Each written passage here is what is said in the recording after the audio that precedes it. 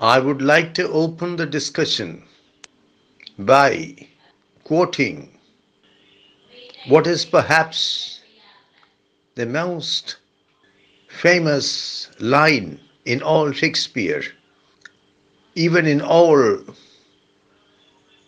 English literature.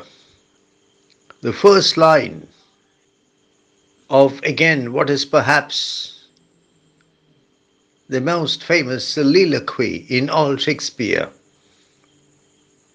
the soliloquy in Act 3, Scene 1 of Hamlet, where the protagonist, after whom the play is named, exclaims, I quote, to be or not to be, that is the question, unquote. Here, Prince Hamlet carries out a contemplation of the subject of suicide. The problem before me is not to be or not to be, or I think I shall put it that way, is not yet to be or not to be, but to memorize or not to memorize. To memorize or not to memorize, that is the question I shall deal with today. We shall begin the discussion with the question, what is memorization? Memorization is the commitment of material to memory.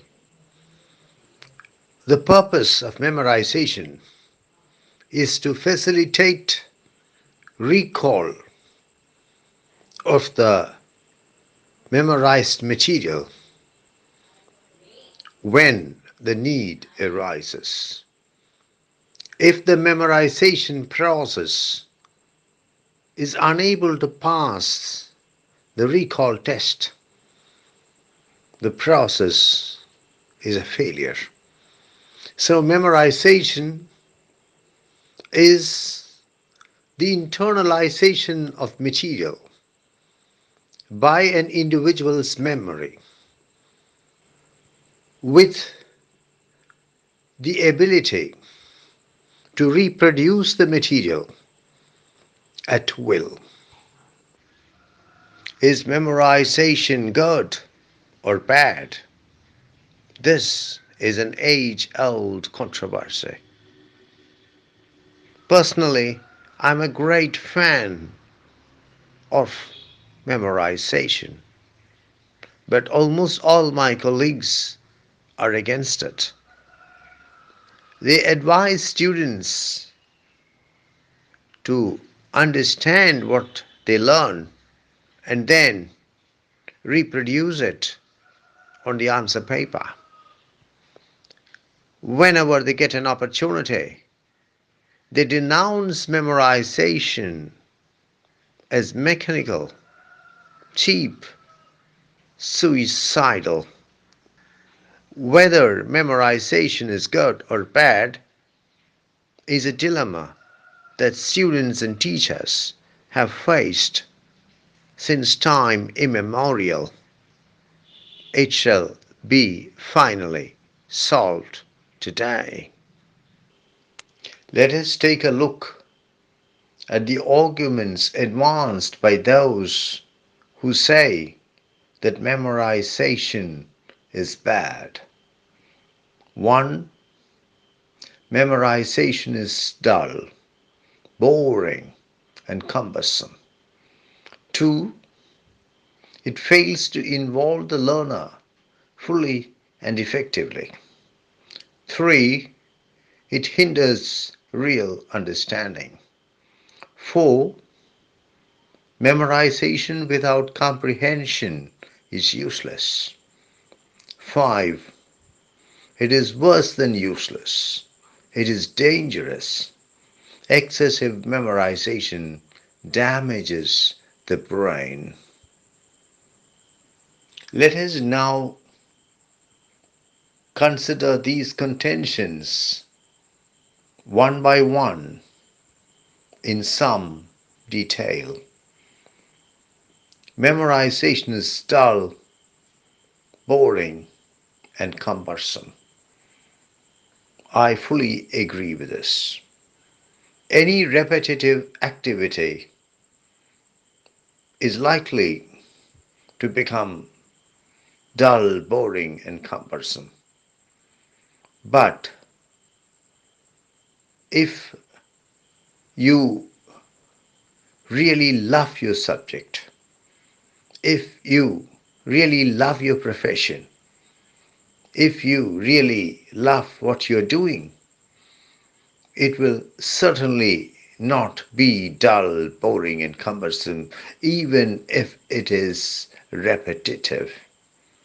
Those who say that memorization is dull, boring, cumbersome are usually persons who do not love what they're doing, students who do not love their subjects, professionals who do not love their professions. It fails to involve the learner fully and effectively. Again, I have to agree with it. On the face of it, learning by rote is usually incapable of involving the full self of the learner, involving the learner fully and effectively. Again, if you have a passion for what you're doing, if you have a passion for your subject, if you have a passion for your profession, and as part of your profession or as part of your studies, you are learning something by rote, it will certainly involve you fully and effectively. I am a great fan of memorization, and I have to tell you that I have never found memorization dull, boring, and cumbersome. I have never found that memorization fails to involve myself fully and effectively. In fact, memorization is a kind of exhilaration for me, a kind of addiction for me. And when I involve myself in the memorization process, I find that I'm totally involved, that myself is fully involved in it, and that I'm very effectively involving myself in it.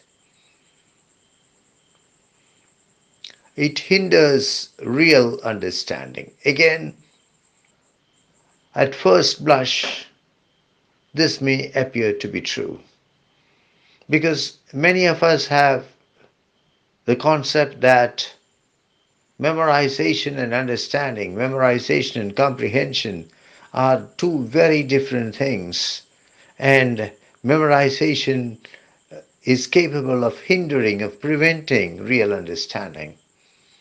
But analysis has shown that, far from that, memorization facilitates further understanding. If you have a basic understanding of something and you subject yourself to a memorization process regarding that something, your understanding of that something is only bound to increase. So, if you have a basic understanding, memorization helps you to understand the material further, material better. Memorization without comprehension is useless. I have to agree with this. There is simply no point in memorizing huge chunks of material and not knowing what that material is all about. But I think it very rarely happens. Memorization should always be accompanied by comprehension. And I believe that if you have a basic comprehension, memorization will facilitate further comprehension.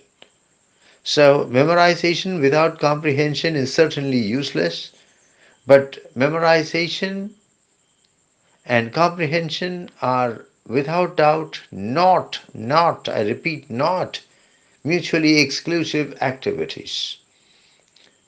If you have a basic comprehension, memorization will take you further in the comprehension process. It is worse than useless. It is dangerous. Excessive memorization damages the brain. I've heard this many times. And recently, a viewer posted in the comment box below a video uploaded by me on the subject of memorization that to the effect that memorization is a very dangerous thing. Excessive memorization, according to many people, including the viewer, is capable of damaging the brain. He even says that it can lead to hemorrhage. This sounds very funny to me. If this had been true, I would have died long back. Anything in excess, anything which is excessive, is bound to be taxing, is bound to be tiring, is bound to impose a stress and strain on the body. But beyond that, excessive memorization, as it is called, cannot be really dangerous. And I don't think anybody has suffered from hemorrhage if because of memorization. If it is true, I should have been the first person to suffer from hemorrhage. There are teachers who advise students against memorization. These teachers tell their students that the students must only understand the material, the target material, but not memorize the same. This is extremely dangerous advice because the student who understands the target material but refuses to memorize the same is more likely to fail the recall test than the student who memorizes the same. Under the stressful atmosphere, under the stressful conditions of the examination hall, in the very limited time span of the examination, the student has to reproduce the relevant material, and for that, memorization is certainly necessary. The problem is that many students and teachers seem to believe that memorization and comprehension are two very different, two contradictory processes. That is not the fact. If you have a basic comprehension, memorization helps you to deepen that comprehension, to take that comprehension further. Of course, memorization without comprehension is useless. But I think any student, even a below average student, will be able to gain some comprehension of the target material. And that can be the starting point of the memorization process. As the memorization process progresses, the comprehension of the student of the target material is bound to become more and more profound. It is bound to move more and more further. I have always believed that memorization and comprehension are two closely related processes. In fact, they form the golden combination. Memorization and comprehension form the combination that is capable of converting any student, I repeat, any student, even a below average student, I repeat, any student, into a super achiever.